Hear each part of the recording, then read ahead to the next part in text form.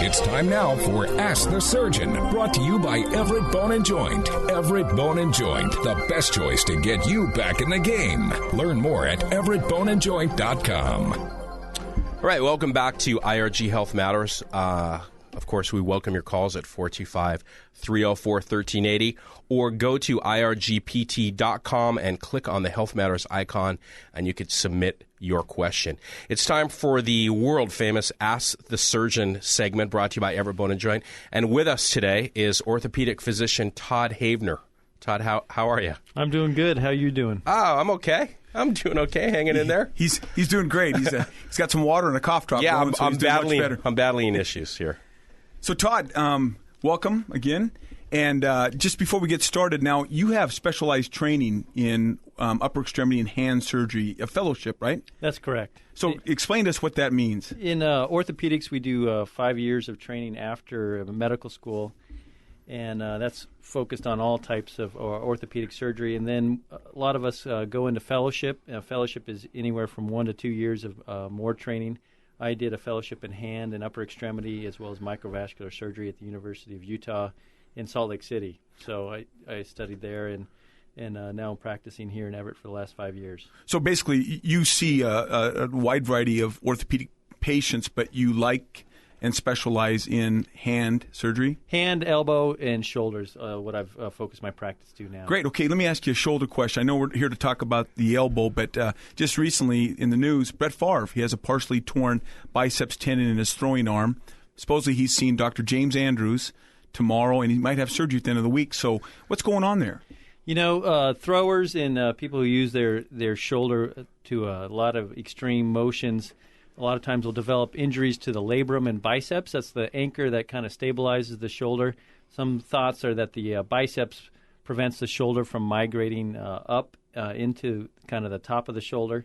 And when they get torn, they cause a lot of pain. Part of it's just aging. You know, he's thrown a lot. He's been around for a long time. You know, the amount of yards he's thrown over the years, you could probably walk that for, a month or two and not even get there. But anyway, the biceps on him, it looks like, from what I've heard, is torn. There's different thoughts on treatment for it. Sometimes you can, the biceps will tear on its own and just release itself, and that oftentimes can relieve the pain. I heard one person was saying that Andrews was going to recommend that he just go and use it as hard as he can and make it rupture on his own. And if he did that, he would be able to play as soon as he felt good enough to do. Wow, interesting. Yeah, the other option is to have surgery. Surgery, you can go in and arthroscopically, release it. It would probably be what I would imagine they're going to do. They could consider doing what's called a tenodesis, which you release it and then re-anchor it. The problem with that is, then he's got to go through the rehabilitation after a surgery. Anytime you do surgery on the shoulder, you're invading the shoulder capsule, all that, it slows you down. So for a 40-year-old, how quick could he come back from this? Athletes are a little bit different than the general population, and especially Brett Favre. Yeah, exactly. Yeah. So he could potentially be back, I would imagine, throwing in potentially 4 to 6 weeks, something like that, Just spit some tobacco on the ground and start playing. Yeah. He's from Mississippi. He's tough.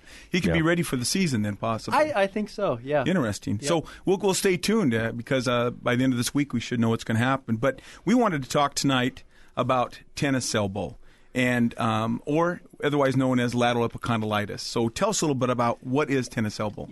Tennis elbow, in terms of my practice, and I think most orthopedic surgeons' practice, is not from your typical tennis player. It's pretty much from weekend warriors, people like us going out there, using power tools, hammers, even in our area, maybe shrimping, pulling shrimp pots, crab pots, that sort of thing. So overuse type Overuse. stuff. It's all overuse type injury for the most part. There's some people can have a one-time event that injures the elbow, and the tennis elbow is from the tendons that work on bringing your wrist into extension. So it's basically a stabilizer to your wrist.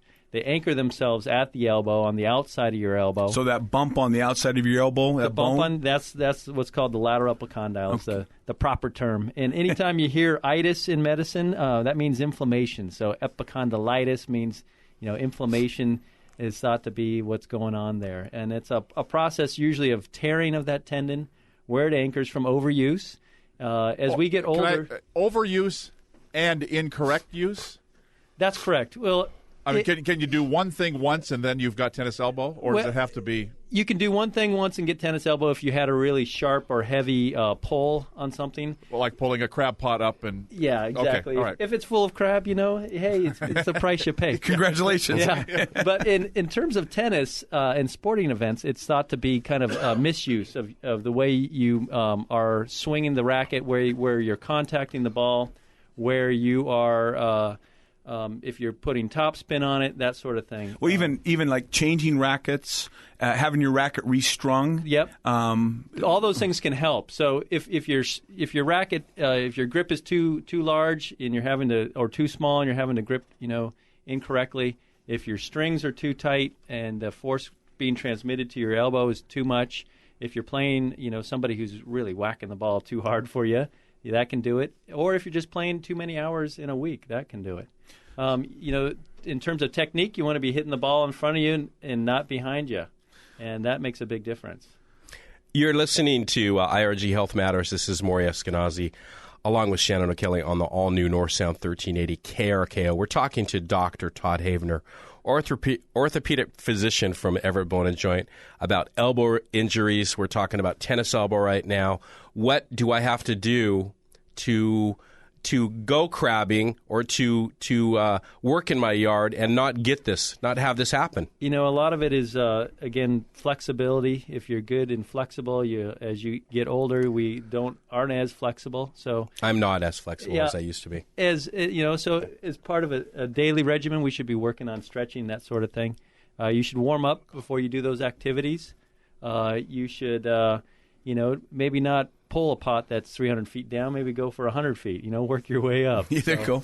We have a phone call right now. Let's go to Victoria from Bothell. Victoria, you're on Health Matters. Hi, Victoria. Shannon here.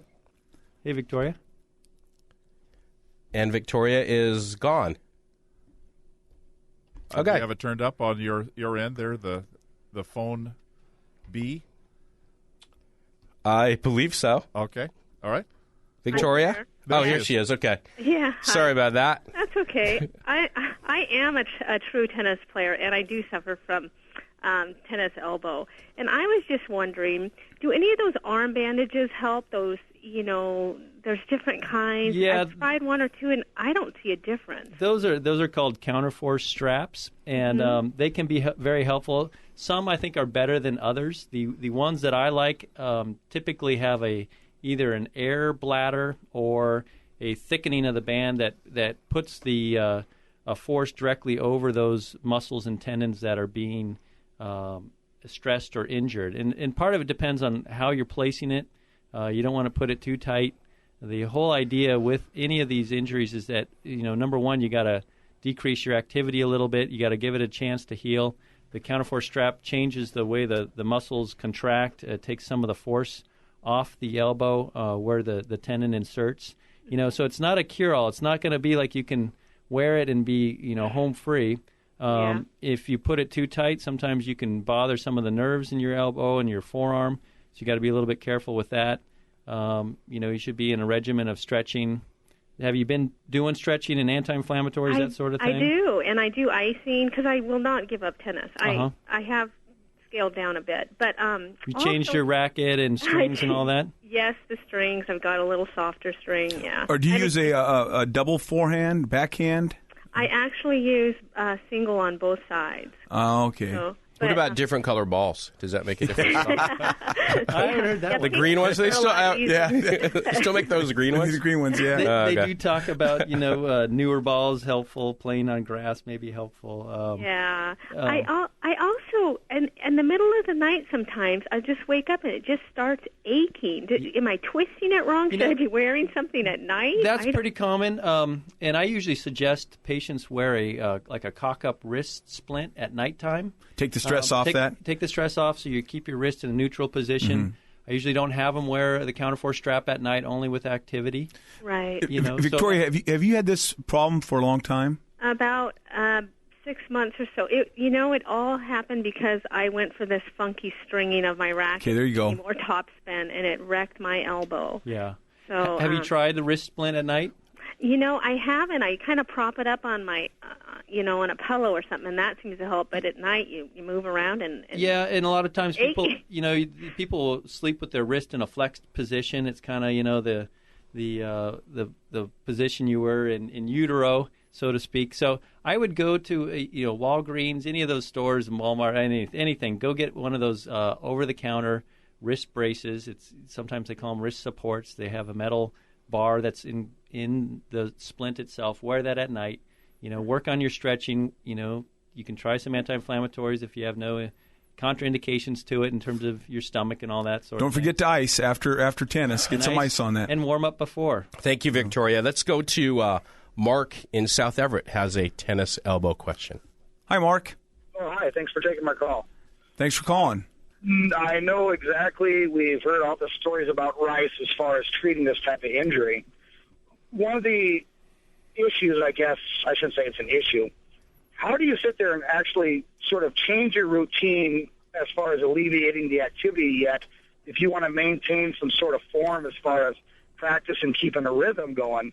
What sort of alternatives do you do as far as altering your routine to try to alleviate the pressure off the elbow? Routine, are you talking about tennis in particular or baseball, or what kind of sport are you talking about? For me it's golf. For golf. You know, the biggest thing, and I know athletes don't like to hear this, but there should be a period of a couple of weeks of rest before you kind of resume your activity. And so you have to give it a chance for that initial pain to go down.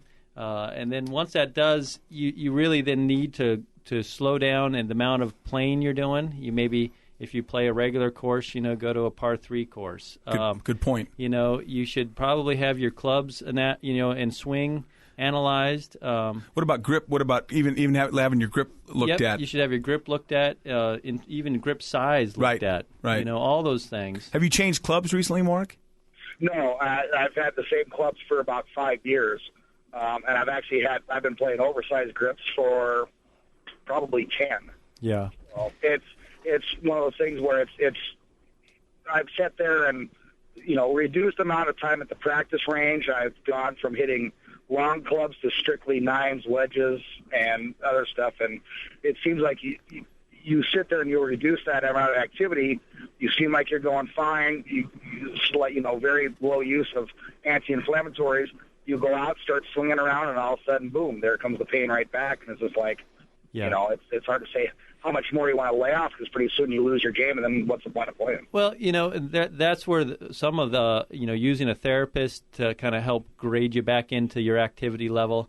The different types of straps, if you haven't been using those, are also very beneficial. Really working on the flexibility, too, because if you're not working on your flexibility, you're not really changing the stretch of those muscles, what kind of force they can take, and then sort of a graded program of strengthening, not just strengthening in terms of playing golf, but actual exercise, working on your wrist flexors, your extensors, that sort of thing. Good point there, Dr. Havener. Actually, in our practice, we see a lot of weakness in the back, and particularly the core and the upper back muscles with these elbow problems.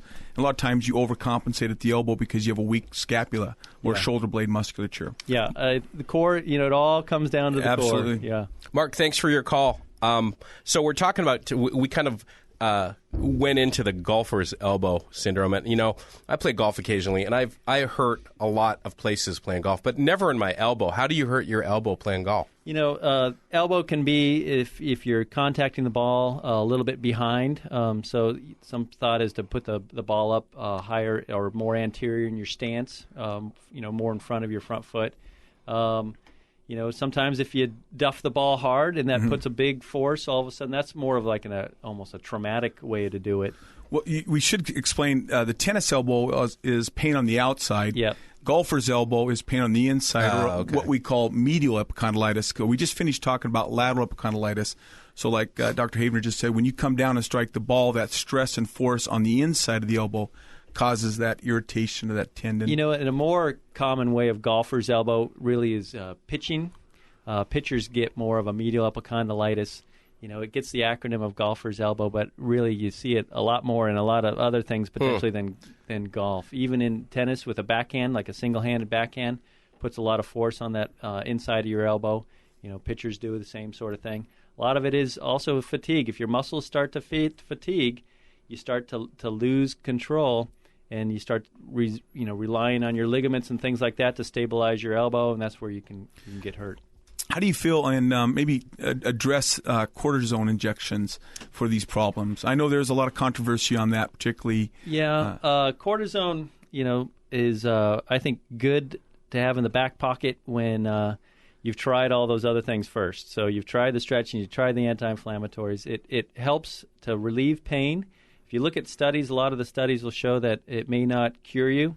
If people are having a lot of discomfort, having trouble sleeping, I think it works real well for that. And 1, 2... 3 at the most. 3 at the most. Usually my feeling is if 2 doesn't do it, then a third I won't do. Well, we've run out of time. We were just having fun. We were just starting to have fun. People were calling in, for God's sake. The Ask the Surgeon segment is one of my favorite. Thanks to Everett Bone and Joint. Dr. Havener, thank you so much.